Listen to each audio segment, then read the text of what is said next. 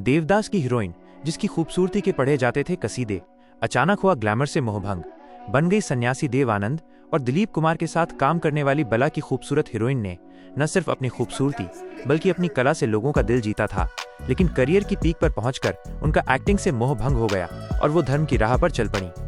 बॉलीवुड और टॉलीवुड की चकाचौंध भरी दुनिया में ऐसे कई सितारे हुए हैं जिन्होंने शोहरत की ऊंचाइयों को छूने के बाद भी आत्मिक शांति की तलाश में अभिनय से दूरी बना ली। किसी ने संन्यास लिया, किसी ने धर्म का मार्ग चुना और कुछ ने पूरी तरह से खुद को अध्यात्म को समर्पित कर दिया।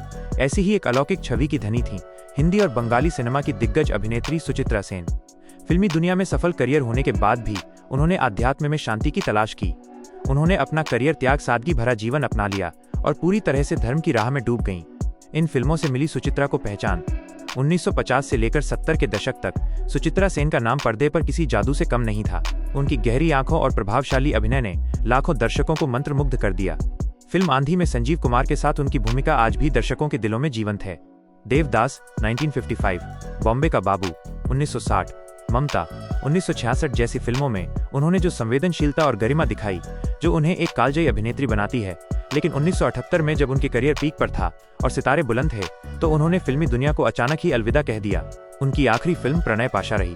जब फिल्मों से हुआ मोह बंद, इसके बाद वे अचानक लाइमलाइट से पूरी तरह गायब हो गईं। ये निर्णय जितना चौंकाने वाला था, उतना ही गहराई से आध्यात्मिक भी। उन्होंने कोलकाता से कुछ ही दूर बेलूर मठ और रामकृष्ण मिशन से जुड़कर खुद को एक साधक के रूप में ढाल लिया। सुचित्रा सेन के इस फैसले के पीछे सिर्फ संन्यास नहीं था, बल्कि आत्मा की पुकार थी। उनके एक करीबी मित्र गोपाल कृष्ण रॉय के अनुसार सुचित्रा सेन की एक बड़ी इच्छा थी कि वे मां शारदा देवी की भूमिका निभाना चाहती थीं। मां शारदा, जो संत रामकृष्ण परमहंस की पत्नी थीं और स्वयं एक आध्यात्मिक गुरु के रूप में पूजी जाती हैं, सुचित्रा सेन के लिए प्रेरणा का स्रोत थीं। ग्लैमर से पूरी तरह फेरा मुंह वे अक्सर कहा करतीं, अगर मुझे एक आखिरी भूमिका निभाने का अवसर मिले तो वो मां शारदा बनना होगा। दुर्भाग्यवश ये इच्छा अधूरी रह गई।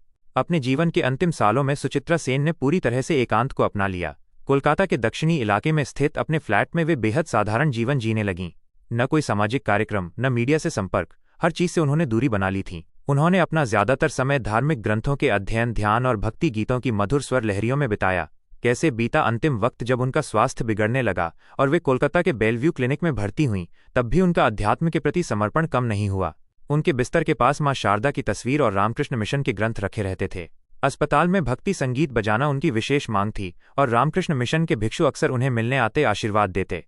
इस असाधारण अभिनेत्री ने जो जीवन जिया, वो अभिनय के साथ साथ आत्मा की खोज का भी एक सुंदर अध्याय था। सुचित्रा सेन न सिर्फ एक महान कलाकार थीं, बल्कि एक सच्ची साधिका भी थीं।